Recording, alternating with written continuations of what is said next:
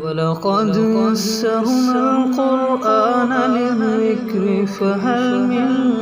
مُّدَّكِرٍ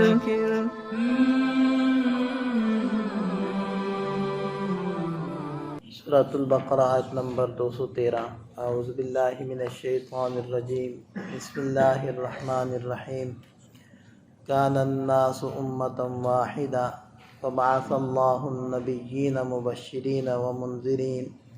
وانزل معهم الکتاب بالحق لیحکم بین الناس فیما اختلفوا فیہ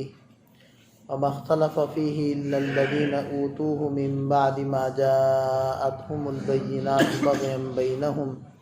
فہدی اللہ الذین آمنوا لما اختلفوا فیہ من الحق بإذنہ واللہ یہدی من یشاء الی صراط مستقیم۔ کان الناس امۃ واحدہ، سب لوگ ایک ہی امت تھے، یعنی ایک ہی دین پر تھے،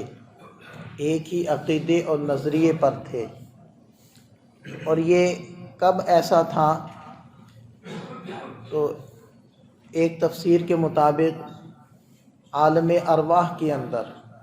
اللہ تعالیٰ نے پوچھا کہ کیا میں تمہارا رب ہوں؟ تو سب روحوں نے کہا بلا، کیوں نہیں، آپ ہمارے رب ہیں۔ تو وہ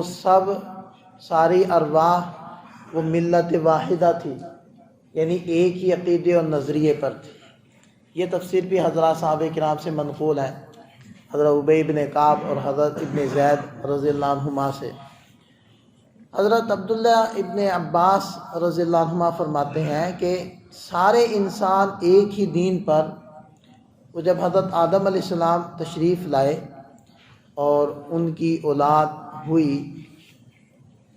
تو سوائے قابیل کے ایک لمبا زمانہ گزرا ہے کہ ان کی اولاد وہ ایک ہی مذہب یعنی دین اسلام کے اوپر رہی ہے، یہاں تک کہ حضرت ادریس علیہ السلام تشریف لائے۔ حضرت ادریس علیہ السلام تک 10 قرن بنتے ہیں، یعنی 10 صدیاں، 1000 سال۔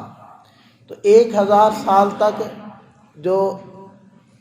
انسانیت تھی وہ ایک ہی دین اسلام کے اوپر قائم رہی، اور پھر ان کے اندر نظریات کا، افکار کا، خیالات کا اختلاف پیدا ہوا، تو اللہ تعالیٰ نے حضرت ادریس علیہ السلام کو بھیجا۔ اور بعض حضرات فرماتے ہیں کہ اس سے مراد حضرت نوح علیہ السلام کے طوفان کے بعد جو اولاد بچ گئی تھی حضرت نوح علیہ السلام کی، یعنی جو انسان بچے تھے،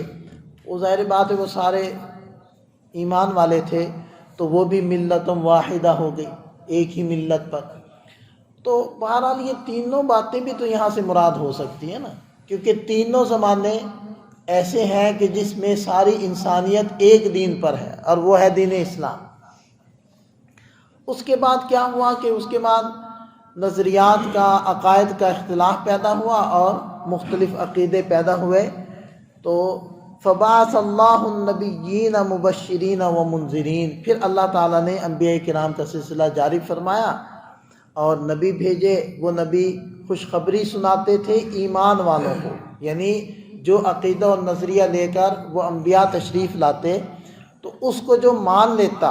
انبیاء کرام کی جو بات مان لیتا، تو وہ ان کو ابدی خوشیوں کی یعنی جنت کی خوشخبری سناتے۔ وہ منذرین، اور نہ ماننے والوں کو ڈراتے کہ اگر تم نہیں مانو گے تو پھر تمہیں سزا بھگتنا ہوگی۔ وَأَنزَلَ مَعَهُمُ الْكِتَابَ بِالْحَقِّ، اور اللہ تعالیٰ نے ان انبیاء کرام کے ساتھ حق پر مشتمل کتاب بھی نازل کی۔ لِيَحْكُمَ بَيْنَ النَّاسِ فِيمَا اخْتَلَفُوا فِيهِ، تاکہ وہ کتاب لوگوں کے درمیان اس بات میں فیصلہ کر دے جن میں وہ اختلاف کر رہے تھے۔ وَمَا اخْتَلَفَ فِيهِ، لیکن افسوس کی بات یہ ہے انہی لوگوں نے جن کو کتاب دی گئی تھی روشن دلائل آ جانے کے بعد ما جاءتهم البینات، روشن دلائل آ جانے کے بعد انہی لوگوں نے اختلاف کیا اس کتاب کے بارے میں بغیم بینہم، آپس کی ضد کی وجہ سے۔ ان لوگوں کو جو ایمان لائے، لما اختلفوا فیہ من الحق باذنہ، اپنے حکم سے جس بات میں وہ اختلاف کر رہے تھے اس میں اللہ نے ان کو حق کی رہنمائی عطا فرمائی، اور واللہ یہدی من یشاء الی صراط مستقیم، اور اللہ تعالیٰ جس کو چاہتے ہیں سیدھے راستے کی رہنمائی عطا فرماتے ہیں۔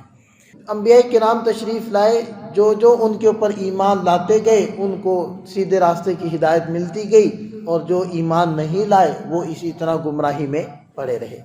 اچھا، یہاں ایک بات آپ غور کریں کہ اللہ تعالیٰ نے ارشاد فرمایا کہ کان الناس امۃ واحدہ، ساری انسانیت ایک ہی دین پر تھی، فبعث اللہ النبیین، پھر اللہ تعالیٰ نے نبی بھیجے۔ تو ایک دین پر تھی، اور اگلے حصے میں کیا آ رہا ہے کہ اللہ تعالیٰ نے نبی بھیجے۔ آخر ان کے درمیان اختلاف ہوا ہوگا، تبھی ضرورت پیش آئی انبیاء کرام کو بھیجنے کی، اس کا تذکرہ نہیں فرمایا۔ قرآن کا اسلوب یہ ہے کہ ماضی کے واقعات میں جو باتیں اسلوب کلام سے، یعنی کلام کے چلاؤ سے سمجھ میں آ جائیں، قرآن ان کو ذکر نہیں کرتا۔ جیسے کہ حضرت یوسف علیہ السلام کے واقعے میں کہ جب اس قیدی نے بادشاہ کے سامنے کہا کہ مجھے بھیجیے جیل کے اندر، کہ وہاں ایک بڑی عظیم شخصیت ہے، میں ان سے آپ کے خواب کی تعبیر پوچھتا ہوں، تو قرآن نے اس بات کو نہیں ذکر کیا کہ پھر بادشاہ سلامت نے اس کی بات کو پسند کیا، پھر بادشاہ نے اس کو بھیجا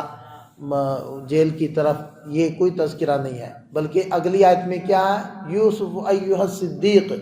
کہ اس قیدی نے جا کر کہا کہ اے یوسف، اے سچے، ہمیں اس خواب کی تعبیر دے دیجیے۔ تو بیچ کی ساری بات کو، سارے قصے کو قرآن نے حذف کر دیا کہ وہ بات خود سمجھ میں آ جائے گی نا۔ تو اسی طرح ارشاد فرمایا کہ ساری انسانیت ایک دین پر تھی، پھر اللہ تعالیٰ نے نبی بھیجے۔ تو پچھلی بات یا بیچ کی بات خود سمجھ میں آ جائے گی کہ ایک عرصہ، ایک لمبا وقت گزرا کہ ایک ہی دین پر تھے، پھر ان کے درمیان اختلاف پیدا ہوا تو اللہ تعالیٰ نے نبی بھیج دیے۔ اور دیکھیں کہ اسلام کا ہونا، اس کی مثال ایسے ہے جیسے کہ صحت، اور انسان کو مختلف بیماریاں لگتی ہیں، کبھی کوئی بیماری لگی، کبھی کوئی بیماری لگی، تو جیسی بیماری لگی ویسی تعلیمات دے کر اللہ تعالیٰ نے نبی بھیج دیے۔ تو مختلف بیماریاں لگتی رہی انسانیت کو، اللہ تعالیٰ مختلف نسخے دے کر انبیاء کرام کو بھیجتے رہے، یہاں تک کہ آخر میں اللہ تعالیٰ نے ایک ایسے نبی بھیجے، ان کو ایک ایسا نسخہ دیا جو قیامت تک لگنے والی تمام بیماریوں کا وافی، شافی اور کافی علاج تھا۔ اور پہلے جو انبیاء کرام نسخے لاتے تھے، لوگ ان کے نسخوں کو بدل دیتے تھے، تو اللہ تعالیٰ نے جو آخر میں نسخہ بھیجا، اس کی حفاظت کی خود ذمہ داری لے لی کہ اس کو اب کوئی بدل نہیں سکے گا، اور یہ وعدہ کر لیا کہ ایک ایسا گروہ قیامت تک موجود رہے گا جو اس کو پڑھے گا، اس کو سمجھے گا، اس کے اوپر عمل کرے گا، اور دین کو اس کی اصل شکل کے اندر باقی رکھے گا۔ تو جب انتظام ہو گیا قیامت تک کا، لہذا اب مزید اس سلسلے کو باقی اور جاری رکھنے کی ضرورت نہ رہی، تو اللہ تعالیٰ نے ختم نبوت کا اعلان کر دیا کہ بس اب انبیاء کرام کا سلسلہ ختم ہو گیا، اب ہم نے قیامت تک کا انتظام کر دیا۔ تو یہ ایک بات ہے۔ دوسرا نمبر پر یہ دیکھیں کہ اللہ تعالیٰ نے جو سلسلہ جاری فرمایا اور مختلف انبیاء کرام تشریف لائے ہدایت کی بات کو لے کر، تو جن لوگوں نے مانا ان لوگوں نے ہدایت کو پایا۔ تو اس کے اندر اشارہ اس بات کی طرف ہے کہ ہمیشہ حق کی مخالفت کرنے والے لوگ موجود رہے ہیں۔ تو جیسے سابقہ زمانوں کے اندر انبیاء کرام کی تعلیمات کا انکار لوگ کرتے رہے اور ان کی مخالفت کرتے رہے، اسی طرح اس آخری جو نبی تشریف لا رہے ہیں یا لائے ہیں، تو ان کی مخالفت اگر ہو رہی ہے تو اس میں ایسی تعجب کی بات نہیں، کیونکہ یہ تو سلسلہ چلتا چلا ہے کہ لوگ مخالفت کرتے رہے ہیں، لہذا آپ صلی اللہ علیہ وسلم کی مخالفت بھی ہوئی ہے، اور ایسی ایسی تکلیفیں دی گئی ہیں کہ خود نبی پاک صلی اللہ علیہ وسلم نے ارشاد فرمایا کہ جتنا مجھے ستایا گیا اتنا کسی نبی کو نہیں ستایا گیا، یعنی ذہنی طور پر بھی آپ علیہ السلام کو بہت زیادہ پریشانیوں کا سامنا کرنا پڑا، جسمانی طور پر تو پریشانیاں تھیں، ذہنی طور پر بھی آپ علیہ السلام نے بہت زیادہ پریشانیوں کا سامنا کیا ہے۔ تو بہرحال یہ ہے ایک وہ سلسلہ انبیاء کرام کا، اور اس کی ضرورت جو پیش آئی تھی اس ضرورت کے مطابق اللہ تعالیٰ نے اس سلسلے کو جاری کیا، اور جب اس کی ضرورت نہ رہی تو اس سلسلے کو ختم کر دیا۔ اللہ تعالیٰ ہمیں اللہ کی بھیجی ہوئی جو کتاب ہے اس کو صحیح معنی میں سمجھ کر اس پر عمل پیرا ہونے کی توفیق عطا فرمائے۔